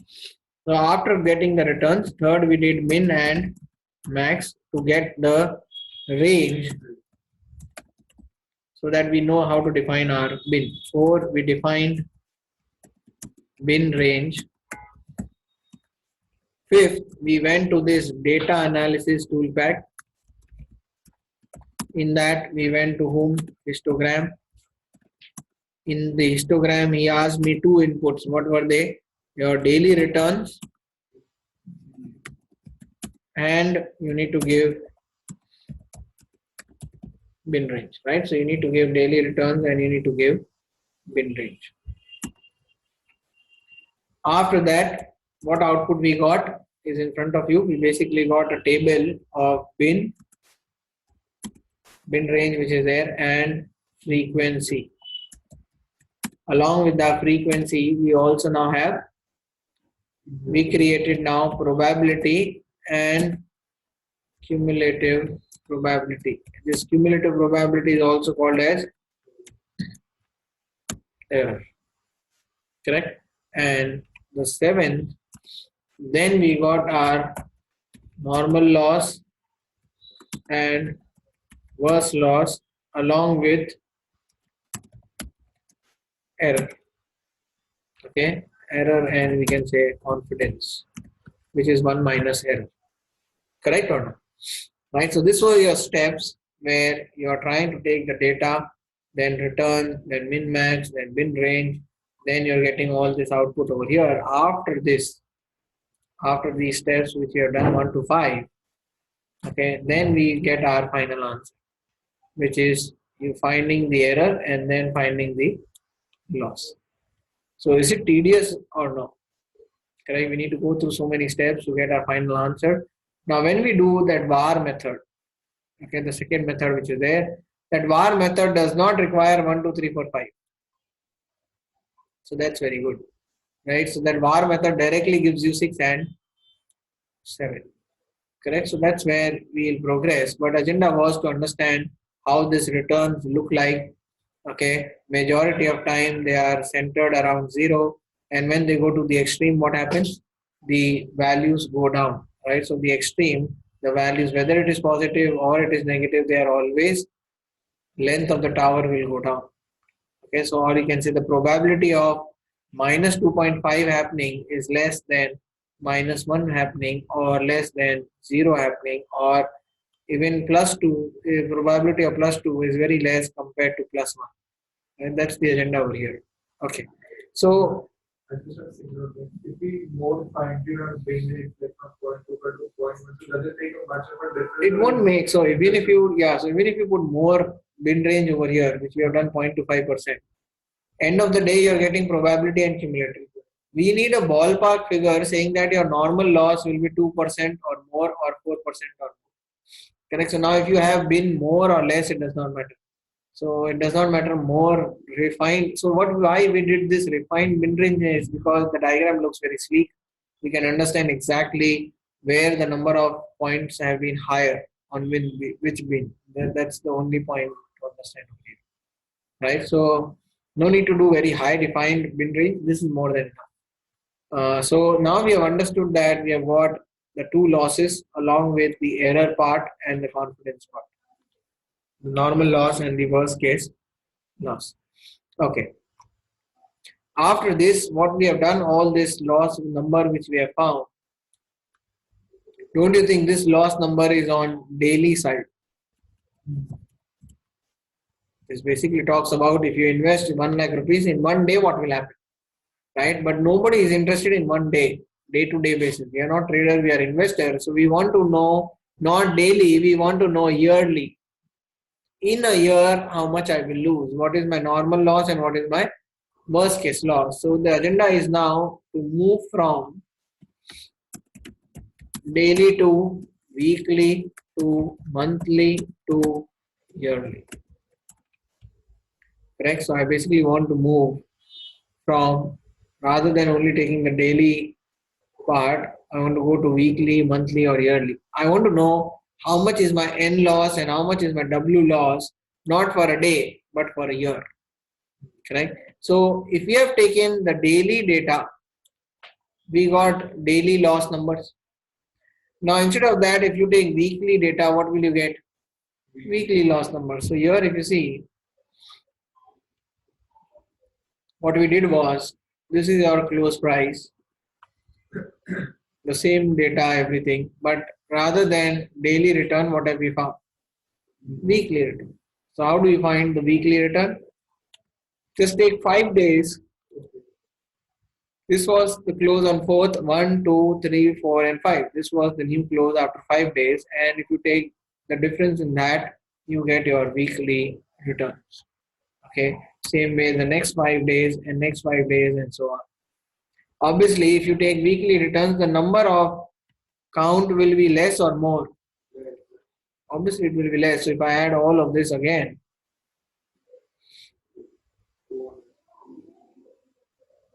that was around 1858. So let's see how much was this. This is coming around only 371 count. So obviously it will be less because those were daily and this is weekly. 1/5 will happen. Correct? Now the question is, once you have this weekly return, what will you do? Again, min and max.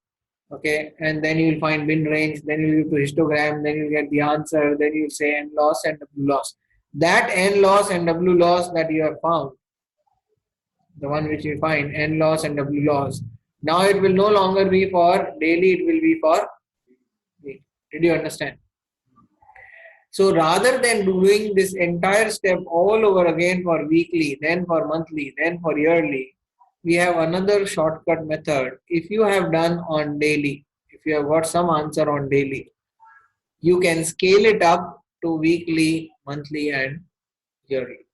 Okay, so let's see if I have my daily error probability and this, all this number which are there. Now this daily, I want to scale this to weekly and then monthly and then yearly. So tell me, how many days are there in a week? Into 5. How many days are there in a month?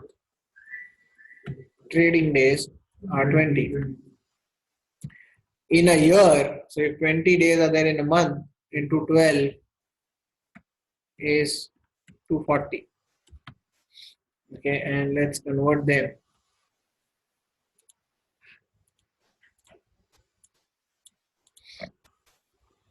So this shows that if you invest 1 lakh rupees, okay, in a week you will lose how much? 5%. But there is a chance you can lose more than 5% in a week. How much is the chance? 13.29%. In a month you can lose by how much? 20% or more. Chances are 13.29%. In a year you lose by how much? 240%. You have invested 1 lakh rupees. How can you lose 2,40,000? Is it possible? Not possible. That means something is wrong over here or not, right? So whatever we have multiplied is correct. It's 5 times, it is 20 times, it is 240 times. The problem here is, how can you lose more than the investment capital? Correct? You have invested 1 lakh and you are saying that you lose 240%. That means 2,40,000. Not possible. So that means something is wrong in this scaling method. All the loss that we have found is what kind of loss? N loss, correct? Because that we have scaled is basically the N loss or not? 5 times, 20 times, 240 times, all values that we have scaled is what? N loss. Okay. Now we should not take 5, 20 and 240. The number is right, but you need to do something to it. SQRT. Square root of 5. Okay. Same way, I need to now do SQRT, square root of 20. And same way I need to do SQRT, square root of 240. Now let's see. Does that make sense? In a year, I can lose 15%. And that's like normal loss, not worst case loss. So is it correct or wrong? Right? Normal loss, it is very much fine. 15% you can lose. Now, can it go more than 15%? What are the chances that it can go more than 15%? Is 13.29%. Okay, fine. This is your normal loss scaled from daily to weekly, monthly, and yearly. Now my question is, in a year, you are saying that my loss will be 15.5% and the probability is 13.29% of error. That means it can go beyond 15.5% or no? If it can go beyond 15.5%, can you tell me in worst case where it can go? Yearly, I am saying that it will lose 15% and there is a 13% chance that it can go beyond 15%. So where can it go? What is my worst loss now? So same way what we did for N loss, we need to now do for W loss. Right? Same weekly, monthly, yearly phenomena.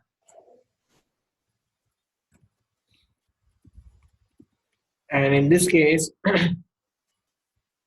square root of 5, but we need to do of weekly loss.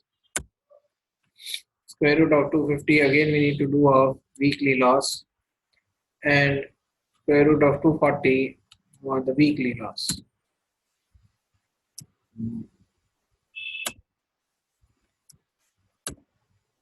What do you say?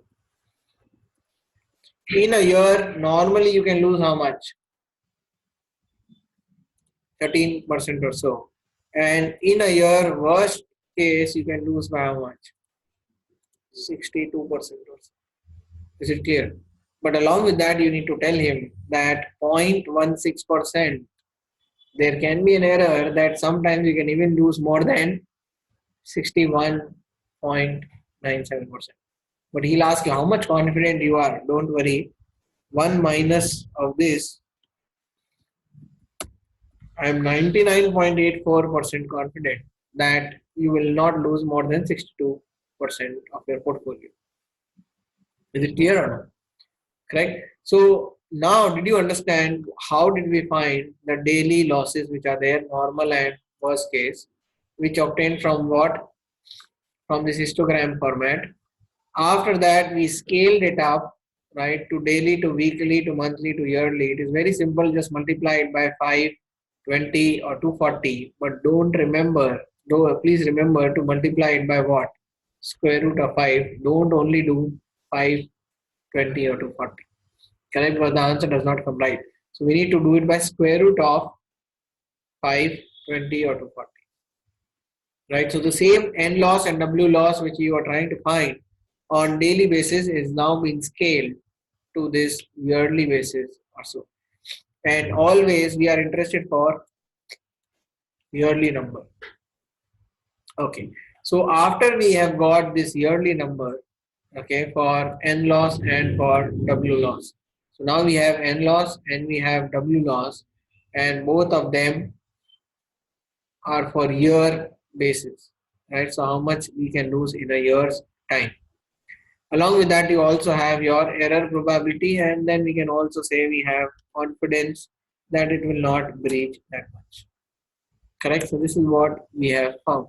So going from step 1 to step 8, we have scaled it up, and now we can mention that for scaling, use SQRT of number of days. Correct? Then only you will get the right answer. Okay, so now we have scaled it and we have reached this answer. N loss for a year is 15%. W loss for a year is 62%. So we have now quantified investing in Nifty If you want to invest in Nifty in a year, you can lose 15 to 16%. Worst case, you can even lose by 62%. Okay. Tell me, if a person comes to you and he will ask that I want to invest 1 lakh amount, how much is the loss potential on my investment of 1 lakh on yearly basis? What will you tell him? So will you tell him 15% or will you tell him 62%? If you tell him 62%, he will not invest. Correct? So if you will say, no, 15% normally the markets fall. But now if I give you one more added data point, okay, if I tell you that market is in phase 1, what will you tell him? I am investing 1 lakh rupees with you. Can you tell me what is my yearly loss? The worst yearly loss if market is in phase 1. So even if I ask you for worst loss, you will not say 62%. What will you say? 15.5%. Did you understand? Because you are in which phase? So phase 1, can I say the normal loss is equal to worst loss? Did you understand the difference? The same point if I say that market is in phase 3, how much is my loss? How much my loss can be? Can I say even my normal loss is same as worst loss? Now can I say that? No. Now I need to basically give him what answer? So in phase 1, we normally give him normal loss is the only answer. And in phase 3, we always give him worst. Did you understand the difference? So you have found the answers. See, both the answers are there in front of you. N loss number is also there and W loss number is also there. But moment you know you are in phase 1 and when he comes, you will always say your worst loss is also 15%. But if it is in phase 3, you will be very cautious and you will tell him not 15%, but you will have a loss of 62%. So if not 62, at least 30-40% on. Correct? So the agenda over here is, please understand that depending on the phase, whatever answer that you have quantified, you will pick and choose. Right? So why are you choosing N loss or why are you choosing W loss? You are basically knowing what is the phase of market. Depending on the phase of market, you will choose these quantified loss number. Okay. If I now say market is in phase 2, what do you think? Market is in phase 2, so what should I tell him? If it is in phase 3, then only the worst will occur. Then only market will go down 50 to 60% or so. And we are in phase 2. So can 60% market go down? No. What will happen? Less than 60%, maybe 30%, maybe 40%. And same way, normal is fine, it can go 15%. So here you are seeing him both the numbers, loss and normal and worst case. But you are now tweaking the worst case because if it is not in phase 3, this number is not valid. Okay. Now you are saying that normal loss, yes, it is same, 15.5% loss can happen. Now you want to find worst case loss because this worst case loss cannot get applied, correct or no? If this worst case loss cannot be applied, can you find what needs to be applied? What is the worst case loss that you will give in phase 2? If you are saying that worst case loss will be, let's say, 30%. If you are saying 30%, he will always ask you what? You need to tell him this also or no? Confidence and all that. How will you find this now? You are telling him, you know what, you lose 30% in the worst scenario. Okay, fine, I'm ready for that. Can you tell me, can I lose more than 30% also? Yes, you can. What are the error chances? And this is yearly.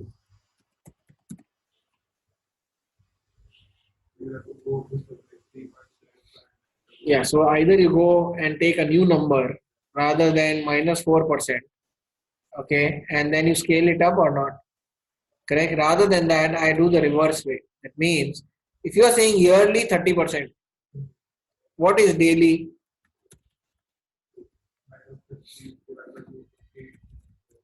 So rather than, if you want to find daily, this is 30%, divide this by square root of 240 or not. So now what have I got? Daily worst case loss is how much? Minus 1.94. Now when you have minus 1.94 daily worst case loss, let's go over here. Minus 1.94 is somewhere here or not? For this, what is your error chance? 2.96. So I'll say that this is 2.96 error probability. This is 2.96 error probability. This is confidence, which is nothing but, did you understand? Right? So the same answer now I'm trying to give him in phase 2. If you are, the worst case loss will be 30% and the probability will be how much? 3%. And if you are in phase 3, I'm also giving you worst case loss, but not 30%, 60%, and this is the error chance. Correct? So did you understand how we try to pick and choose depending on the cycle or the phase of the market? Correct? So this is very, very important because depending on the phase, you need to choose your normal loss and your worst case. The simple way is normal loss can be applied in any phase because market can go down 10 to 15% at any point in time. That's not an issue. The only point is the worst case. Correct? And the worst case will change if you are in phase 1, if you are in phase 2, if you are in phase 3. So this worst case, which we found 60%, will be applied where? In which phase? In phase 3. This worst case will be applied where? In phase 2. So what will be the worst case in phase 1?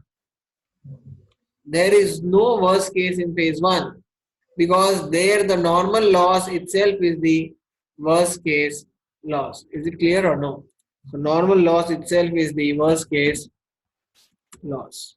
So there is no worst case loss in phase 1. In phase 3, the worst case loss is pretty much defined, and in phase 2 you need to rewind and find a new worst case loss. So you can say normal loss and new worst case loss. So this what we have found is basically called as new worst case loss. Clear or not? Right, so we have now found not only scaling part which we have done, now we can mention that depending on phase of the market, we will assign N loss and worst case loss. Right, so this is very, very important. Now obviously, as I said, the data of daily, now you can take weekly and you can perform the same stuff and you get the same answer. What we have got. So for example, yearly if you go, okay, so yearly return basically means if you're taking from Jan, okay, till December, you will take and you will find the answer for yearly. So year to year basis, you have got only these pointers, right? So 2010, then 11, then 12, then 13, 14, and so on. So very few are there, 5, 6 of them. So the point is very clear that when you have few numbers over here, okay, rather than going over here, we should focus on daily, okay, the way we did over here. And once you have daily, you can then take the bin and find this daily return and go through this process. Once you have N loss and W loss, you can scale them up using square root of N. Once you scale them up, you get your answers. But now to assign when it is in 1, 2, and 3, that will define when and how or what to use. Right? So that will be different from what we have been doing till now. So the last step is very, very crucial. Correct? Till 8, everything is mathematical. It's a process that you need to follow. This is where a good judgment comes into place, right? Actually, the advisor knows what he's talking or not will come into place only on step 9, correct? Because he then understands which phase you are in. Now, how to know which phase we are in? Any idea? This is equity market and which phase you are in, phase 1, 2 or 3, correct? So the same 3 format which was there, earnings, price and market expansion. That theory will help you to define which phase you are in. So now when you know which phase, now you know which loss number needs to be assigned. And then do you even know how to calculate this loss number? So you have quantified and you have selected depending on phase, assignment is done. Now the last part after this assignment is done, what do we do? Based on W loss or risk profile. Correct or not? The last part now is nothing but allocation, which you will do, which is based on your worst case loss or on the risk profile of the person. Right? So that we'll understand a bit more what do you mean by risk profile.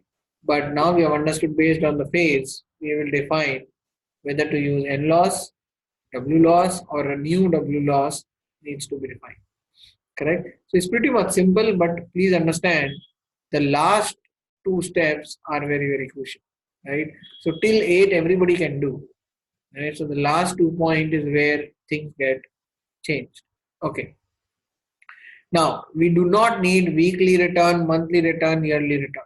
Why? Because we have got from daily itself, we have now found weekly, monthly or yearly. Right? So you do not have to worry much about it because more or less everything is taken care of by doing the scaling.